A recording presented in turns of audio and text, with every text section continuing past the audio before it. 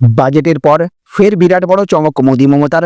মুসলিমদের খুশির ঈদের পর এবার পহেলা বৈশাখ নববর্ষ উপলক্ষে মুখ্যমন্ত্রী মমতা বন্দ্যোপাধ্যায়ের তরফ থেকে ফের একের পর এক দারুণ সুখবর রাজ্যবাসীর জন্য।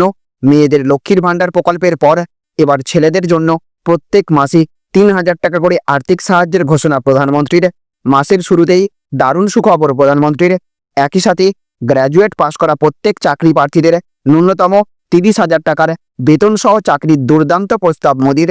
শুধু তাই নয়, সঙ্গে সঙ্গে পিএফ অ্যাকাউন্টেও বিরাট বড় নিয়ম সুখবরের ঘোষণা মোদী সরকারের। শুধু প্রধানমন্ত্রী নরেন্দ্র মোদী নন, সঙ্গে সঙ্গে মুখ্যমন্ত্রী মমতা বন্দ্যোপাধ্যায়ের তরফ থেকে রাজ্যের জনগণের জন্য একদম বিনামূল্যে বিদ্যুৎ বিল দেওয়া থেকে শুরু করে রেশন কার্ডের মাধ্যমে ১,০০০ টাকা করে আর্থিক সাহায্যের ঘোষণা। এমনকি এই এপ্রিল মাসে লক্ষ্মীর ভাণ্ডার, বিধবা ভাতা, বৃদ্ধ ভাতা কবে পাবেন সাধারণ মানুষ, সেই সম্পর্কেও বিরাট বড় সুখবর দিয়েছেন মুখ্যমন্ত্রী। রয়েছে সরকারি কর্মচারীদের জন্যেও বেতন বৃদ্ধি নিয়ে এবং বকেয়া মহার্ঘ ভাতা নিয়ে আরও দুটি বিরাট বড় সুখবর।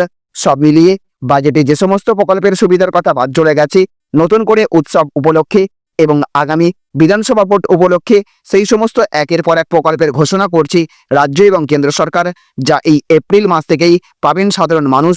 সব মিলিয়ে মোদী মমতার তরফ থেকে রয়েছে একের পর এক জনদরদী ঘোষণা সাধারণ মানুষের জন্য। মুখ্যমন্ত্রী এবং প্রধানমন্ত্রীর একের পর এক জনকল্যাণমূলক প্রকল্পের মাধ্যমে পরোক্ষ এবং প্রত্যক্ষভাবে উপকৃত হতে চলেছেন গ্রাম বাংলার সকল মানুষ।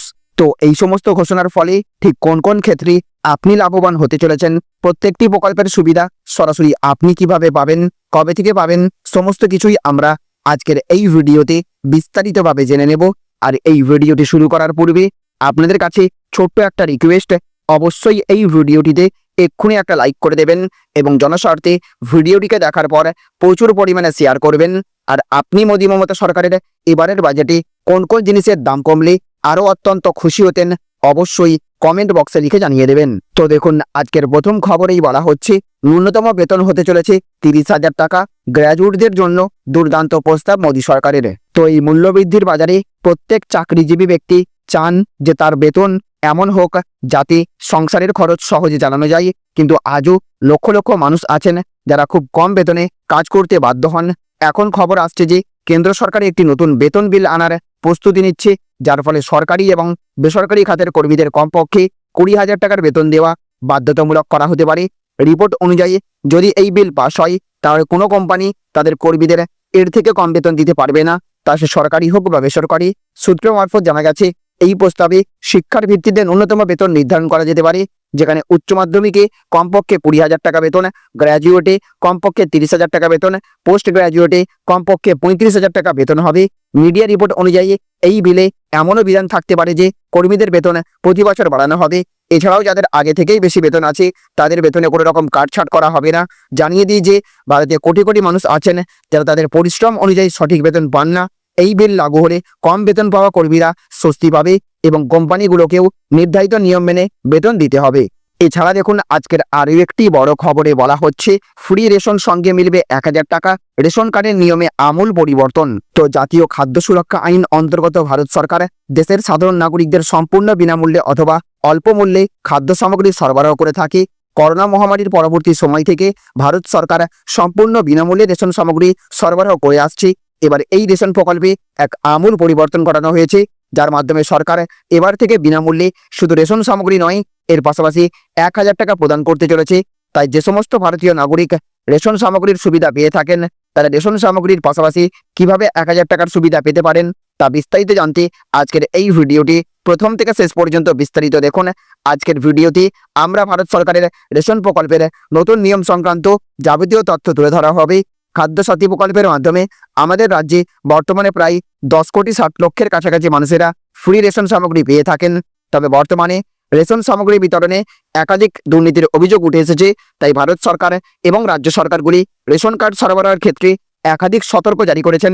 এই মোতাবেক ভারত সরকার ডিজিটাল রেশন কার্ড প্রবর্তন করেন, যা আধার ভিত্তিক যাচাইকরণ এবং ইকেওয়াইসি প্রক্রিয়া বাধ্যতামূলক করা হয়েছে, যা ভারতীয় রেশন প্রকল্পে স্বচ্ছতা বৃদ্ধি করবে এবং জালিয়াতির সম্ভাবনা কমাবে। এই নতুন প্রকল্পের আওতায় ভারত সরকার যোগ্য পরিবারগুলোকে প্রতি মাসে রেশন দেবে। এর অন্তর্গত প্রতিটি পরিবার ৫ কেজি চাল, ৫ কেজি গম পায়, একই সাথে 1 কেজি ডাল এবং 1 কেজি চিনি পাবে। এছাড়াও প্রতি মাসে 1000 টাকা করে আর্থিক সহায়তা সরাসরি সুবিধাভোগীদের ব্যাংক অ্যাকাউন্টে জমা করা হবে। তাই যে সকল জনগণ সরকারের এই প্রকল্পের সুবিধা উপভোগ করতে চান তারা এই উপায়ে আবেদন জানাতে পারেন।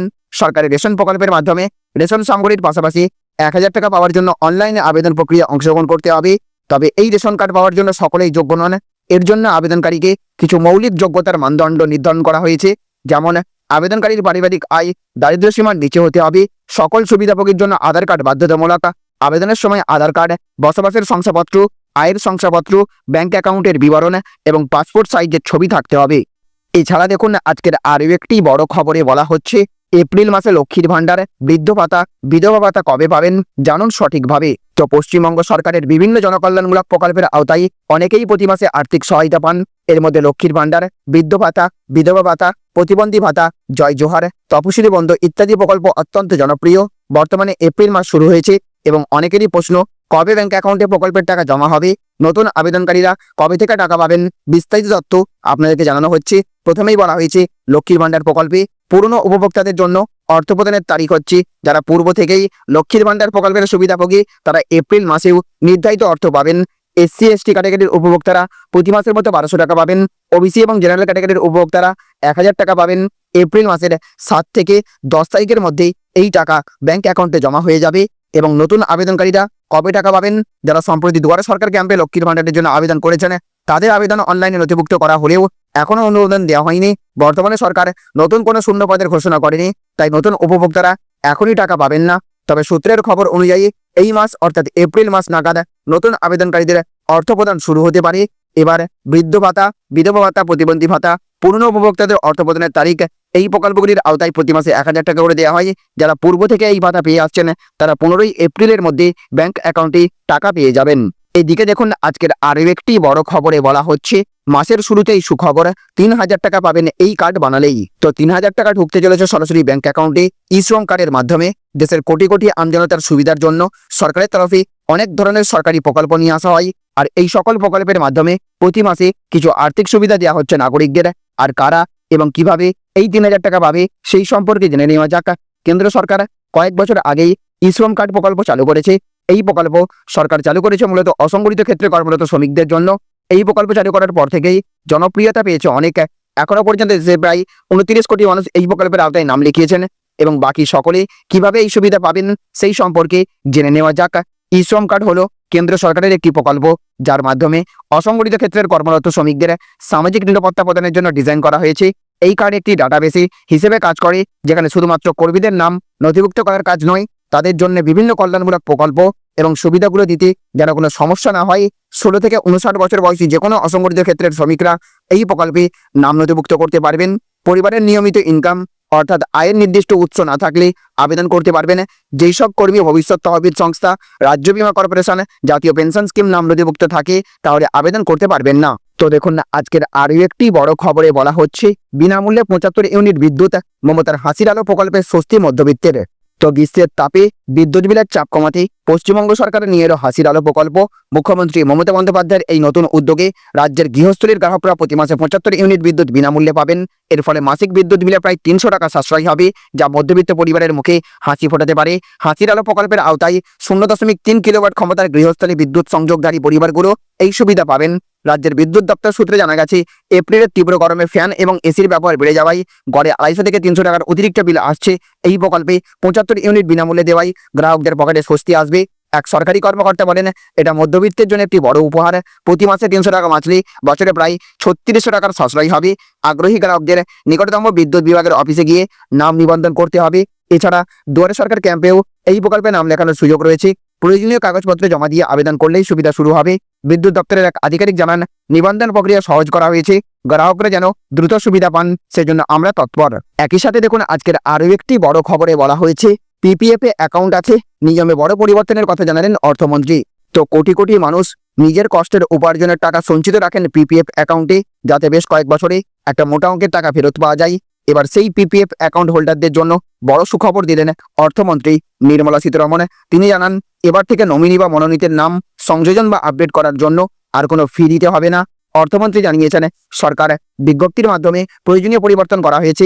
ইমিডিয়েট এফেক্ট বা তাৎক্ষণিকভাবে কার্যকর করা হয়েছে এই নির্দেশ। পাবলিক প্রভিডেন্ট ফান্ড বা পিপিএফ টাকা রাখতে গেলে একটি পিপিএফ অ্যাকাউন্ট খুলতে হয়। ব্যাংকের মতো এই অ্যাকাউন্টের নমিনি থাকে, যাতে আপনার কিছু হয়ে গেলে সেই টাকা পাবে নমিনি। সেই নমিনির নাম পরিবর্তনের জন্য আগে অতিরিক্ত টাকা দিতে হতো, কিন্তু এবার আর তা করতে হবে না বলেই জানিয়ে দিলেন অর্থমন্ত্রী। আগে এই বাবদ বিবরণ আপডেট বা পরিবর্তনের জন্য আর্থিক প্রতিষ্ঠানগুলি 50 টাকা ফি লাগতো। 2018 সালে এই ফি নেওয়ার বিষয়টি চালু করা হয়েছিল, যা আবার মকুব করে দিল সরকার।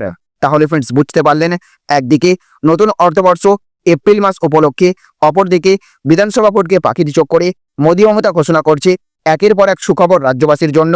লক্ষ্মীর ভাণ্ডারের মতো পুরুষদের আর্থিকভাবে স্বাবলম্বী করে তুলতে প্রধানমন্ত্রীর তরফ থেকে ই-শ্রম কার্ডের মাধ্যমে 3000 টাকার পেনশন প্রকল্পের ঘোষণার পাশাপাশি দেশের যে কোনো শ্রমিক এবার অবসরকালীন পেনশন পেতে চলেছেন। এমনকি বর্তমানে কর্মরত যে কোনো শ্রমিক যাদের শিক্ষাগত যোগ্যতা গ্র্যাজুয়েট উত্তীর্ণ, তাদের সকলকে ন্যূনতম 30,000 টাকা করে বেতন দেওয়ার দুর্দান্ত প্রস্তাব নিয়ে এসেছেন মোদী সরকার। শুধু তাই নয়, সঙ্গে সঙ্গে পিপিএফ অ্যাকাউন্টে দারুণ সুখবরও দিয়েছেন সরকারি কর্মচারীদের। একই সাথে এইদিকে মুখ্যমন্ত্রীর তরফ থেকে রেশনে 1000 টাকা করে আর্থিক সাহায্যের পাশাপাশি লক্ষ্মীর ভাণ্ডার থেকে শুরু করে বিধবা ভাতা, বার্ধক্য ভাতা, বিভিন্ন ভাতার এপ্রিল মাসে সাধারণ মানুষ কবে থেকে পাবেন সেই সঠিক ডেট জানিয়ে দিয়েছেন। শুধু তাই নয়, সঙ্গে সঙ্গে একদম বিনামূল্যে 75 ইউনিট করে বিদ্যুৎ সাধারণ মানুষকে ব্যবহার করার জন্য ঘোষণা করেছেন মুখ্যমন্ত্রী। সুতরাং সব মিলিয়ে আগামী বিধানসভা ভোটকে লক্ষ্য করে একটার পর একটা সুখবর আসছে রাজ্যবাসীর জন্য। সরকারের তরফ থেকে ভোট ব্যাংক ধরে রাখতে সঙ্গে সঙ্গে প্রধানমন্ত্রী নরেন্দ্র মোদীও চেষ্টা করছেন বাংলাবাসীর মন পেতে একের পর এক সুখবর ঘোষণার মাধ্যমে। তো ফ্রেন্ডস, মমতা এবং মোদী সরকারের এবারের বাজেটে কতটা জনদরদী সিদ্ধান্ত নেওয়া হয়েছে, কোন কোন জিনিসের দাম কমানো অত্যন্ত দরকার বলে আপনি মনে করে থাকেন, অবশ্যই কমেন্ট বক্সে লিখে জানিয়ে দেবেন। এই ছিল আজকের কয়েকটি গুরুত্বপূর্ণ আপডেট। এই ভিডিওটি আপনাদের যদি ভালো লেগে থাকে তাহলে অবশ্যই ভিডিওটিতে একটা লাইক করবেন এবং অবশ্যই ভিডিওটিকে রাজ্যের সমস্ত মানুষের কাছে শেয়ার করে সকলকে জানার সুযোগ করে দেবেন। ভালো থাকবেন, সুস্থ থাকবেন। Thank you friends, thank you for watching.